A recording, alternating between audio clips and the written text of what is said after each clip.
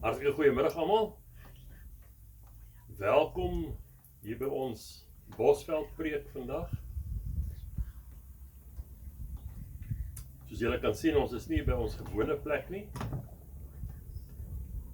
Waar ons staan hier en uitkyk oor die berge en oor die mooi natuurskoon God se skepping. Nou kom ons bid. Almagtige Hemelse Vader, baie dankie dat ons die voorreg het, Here, om hier in U natuur te kan staan. Dat ons U skepping kan bewonder. Ja, Here, terwyl ons oor U praat. Dit wat U vir ons geskaap het, Here, is so wonderlik. Ja, Here, wonderlik is amper 'n klein woordjie vir die grootheid van U skepping. Maar Here, dankie vir dit. Dankie vir nog 'n geleentheid om U naam te kan verheerlik. Here, dankie dat ons 'n boodskap het. 'n boodskap van hoop. En Here, dankie dat U altyd getrou is. Here, seën hierdie boodskap. Laat elke woord wees soos 'n woord uit U mond uit. En ons bid dit in Jesus naam. Amen. Ek begin met 'n vraag.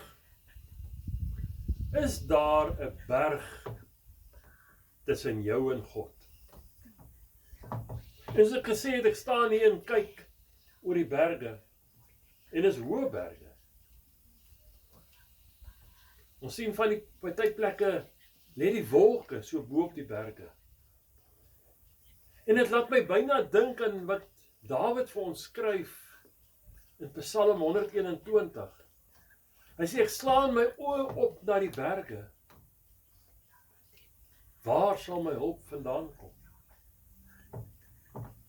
En dan dink ek in ons eie lewe aan berge.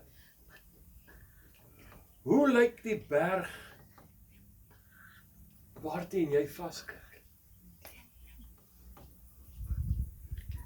En dan besef ek, Jesus sê vir ons grootste berg in ons eie lewe is ongeloof. Ongeloof.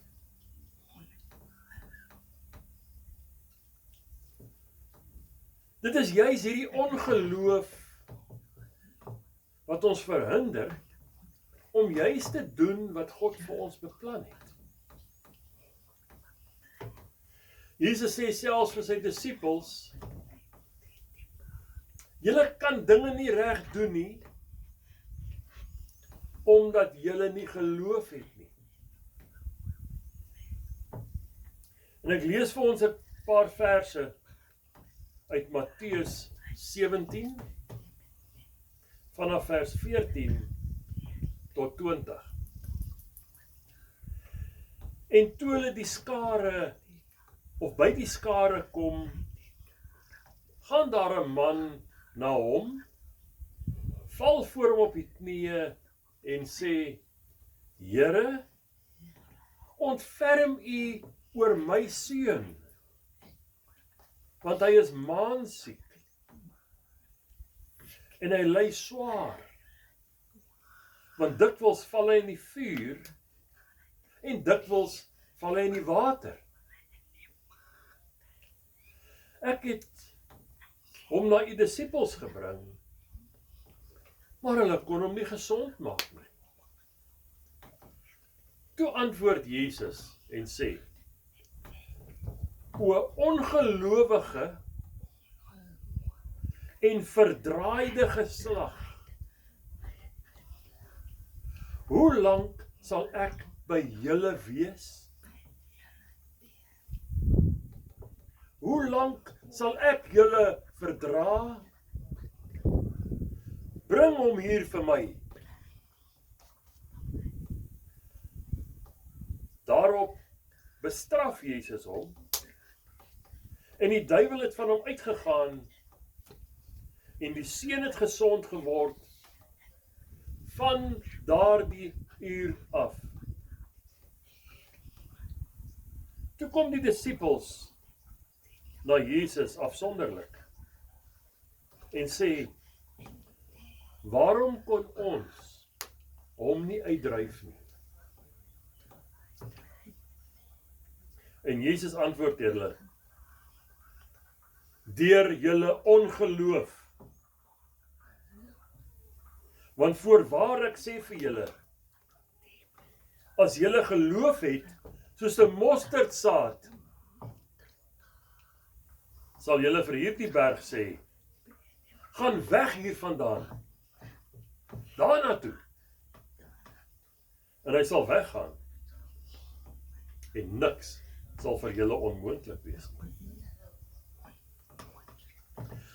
Maar dan saam met ongeloof, het ons ook vrees. Nie net daai vrees van, ek is bang nie. Nee, ook daai vrees vir die onbekende, daai ding wat ons nie ken nie. Ons is dikwels so bang, want Here, ek ken nie hierdie dinge nie, Here. Wat moet ek hier doen? Maar Dawid leer ons moenie vrees nie. Want hy sê vir ons aan Psalm 23 vers 4, al gaan ek ook in 'n dal van doodskade wees, ek sal geen onheil vrees nie. Want U is met my. U stok en U staf, die vertroos my. Sien jy waar lê Dawid se geloof in God? En daarom sê hy, ek sal nie vrees nie.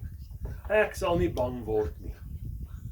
En dit was baie duidelik, reg deur Dawid se lewe, hy het op die Here vertrou.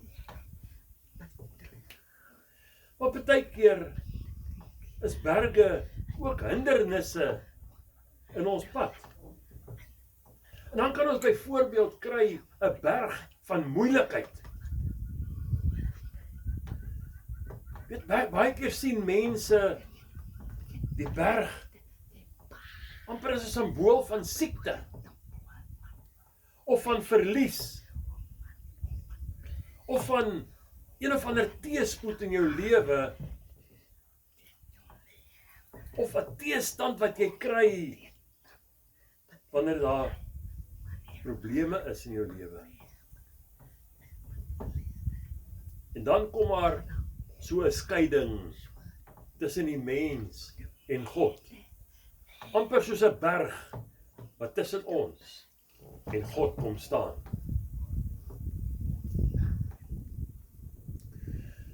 In die ou verbond met Moses het ons die berg gesien as deel van die verbond, die wet, die berg Sinai.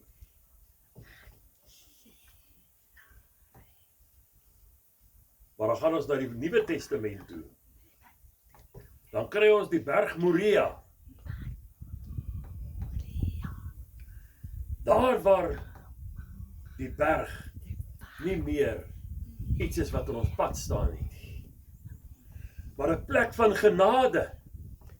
Daai plek waar Jesus aan die kruis gesterf het vir jou en vir my, sodat ons nie nodig het om te vrees oor hierdie berg wat hier tussen ons is nie.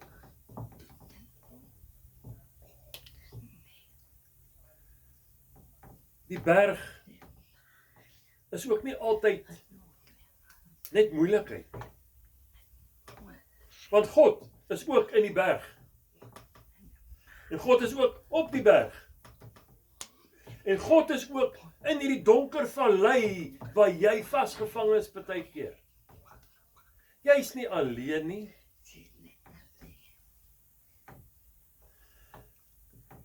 as ons sing op berge en in dale, dan weet ons dat in geloof is God oral. Ons kan ook kyk na God se berg. Met ander woorde, om in jou gees op te klim na 'n berg toe. Beteken, ons styg uit bo ons omstandighede. Ons bly nie vasgevang hieronder in hierdie donker vallei nie. Maar ons gaan op. En wanneer ons daar bo op die berg kom, dan sien ons, wow, my God was met my nog die hele tyd. Jesus het baie gaan bid bo op die berg. En God se teenwoordigheid, God die Vader se teenwoordigheid ervaar bo op daai berg. Waarom klim ons nie op bietjie op die berg nie en gaan ervaar weer God die Vader sy liefde vir ons, sy teenwoordigheid in ons lewe.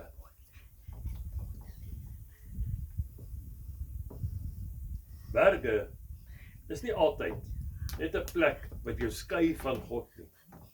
Maar die berg kan ook 'n plek wees waar ons God met intiemste ervaar, daai wonderlike ervaring saam met die Vader. Waar ons hom voel en ervaar en hy ons opbeer en optel en bemoedig. Maar onthou ons vir Paulus. En almal ken vir Paulus. Maar weet jy, hy praat ook oor ongeloof. Inteendeel, Paulus praat oor ongeloof en liefde in dieselfde sin. En hy skryf vir ons in 1 Korintiërs 13, die tweede vers, al sou ek die gawe van profesie hê, en al die geheimenisse weet, en al die kennis hê,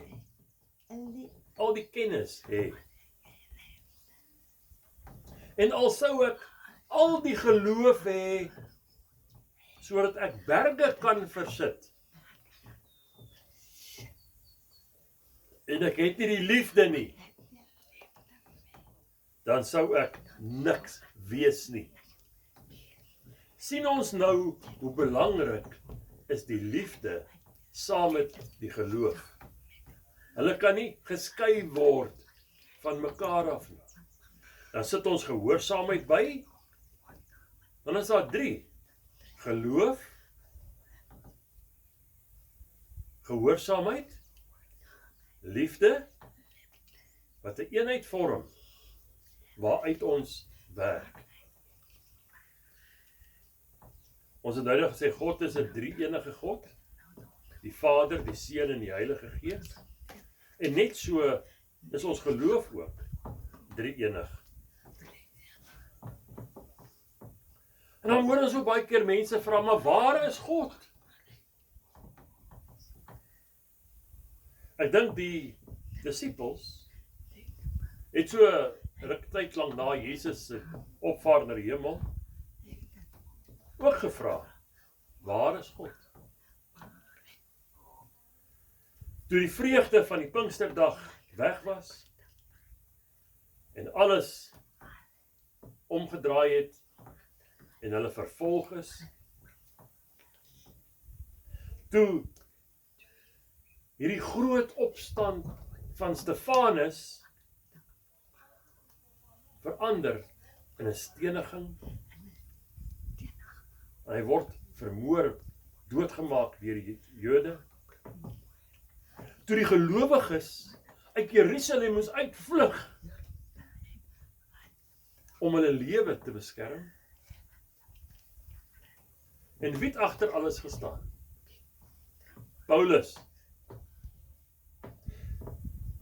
Paulus het hierdie oomblik aangegryp en die Christelike gemeente in Jerusalem verwoes. Paulus het van huis tot huis gegaan en mans en vrouens uitgesleep en in die tronk laat gooi. Hy het amper soos 'n mal mens, 'n besetene, agter hierdie mense aangereis, hierdie wat gevlug het, om hulle met geweld terug te sleep Jerusalem, sodat hulle in die tronk kan gooi. En waar was God op daai oomblik? Op die pad na Damaskus. Daar waar hy vir Paulus gaan ontmoet het. Daar waar God vir Paulus verander het van 'n besete vervolger van die Christen na 'n begeesterde verkondiger van die evangelie. En dit is ook nie anders vandag nie. In ons grootste uitdagings is die Here nie net by ons nie, maar besig om sy plan vir ons uit te werk. En nie net vir ons nie, vir die hele wêreld. Hy is besig om ons te roep. Hy is besig om ons uit te stuur. En hy is besig om ons te lei en voor te berei vir wat ons moet gaan doen. Tot wanneer? Tot wanneer hierdie hele wêreld die boodskap van Jesus gehoor het. Paulus se verhaal is dan ook 'n verhaal vir ons van 'n man wat berge versit het vir die evangelie. Maak nie saak wat is jou uitdaging nie. Dit maak nie saak wat die evangelie doen en waar dit jou heen vat nie. Maar ons moet dit gaan verkondig oral in die wêreld. En dieselfde Paulus sê, tydig en ontydig. Of mense daarvan hou en of hulle nie daarvan hou nie. Jy gaan nie stil bly nie. Jy gaan nie dat daar 'n berg tussen jou en God kom staan nie. Al moet jy oor berge en deur riviere, of te voet, of met 'n boot, of met 'n fiets, of met enige iets, na mense toe gaan, al is dit net een mens. Al is dit 'n hele paviljoen vol mense, al is dit 'n klein dorpie, al is dit 'n groot stad, al is dit in 'n tronk, al is dit op die markplein. Ons gaan die boodskap verkondig totdat almal dit gehoor het. Selfs die leiers van hierdie wêreld. En Paulus se verhaal is ook ons verhaal. Want ons is die Christelike kerk. Die Christelike kerk. Ons, die kerk, is geroep om wat te doen? Om hindernisse te oorkom. Om bo kan die berg uit te kyk en nie teen die berg vas te kyk nie. Want ons hulp kom van die Here wat die hemel en die aarde geskaap het. Daai een wat groter is as enige berg.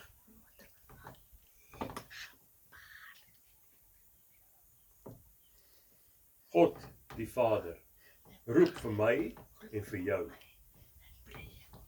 om die boodskap van Jesus Christus in die krag van die Heilige Gees te verkondig tot aan die einde van hierdie wêreld. Moet nie teen die berg vaskyk nie, maar vertrou op God. Moet nie dat ongeloof en vrees jou vertel, jy kan nie. Jy kan, want God kan. Amen. Hemelse Vader, baie dankie vir hierdie wonderlike woord vandag, Here. Dankie vir u bemoediging, Here, dat ons nooit alleen staan nie. Al voel dit of ons so ver verwyder is van u af. U bemoedig ons en u verseker ons, ek is met julle tot die einde van hierdie wêreld. En dit is vir ons so 'n groot ding om oor te jubel, Here. Ons staan nie alleen nie. Dis 'n bemoediging. Dit maak ons opgewonde, Here, om saam met u hierdie pad te kan stap. Dat ons nie bekommerd hoef te wees oor wat ons gaan sê en wat ons gaan doen nie. Want u sê vir ons, my gees sal die woorde in julle mond plaas op die regte tyd. Dankie daarvoor, Here, dat ons kan loop in die krag van u Heilige Gees en hierdie woord kan gaan verkondig tot aan die eindes van hierdie wêreld. Here, seën ons. Seën almal teenwoordig, Here. Seën ook die kykers van hierdie program. Bid dit in Jesus naam. Amen.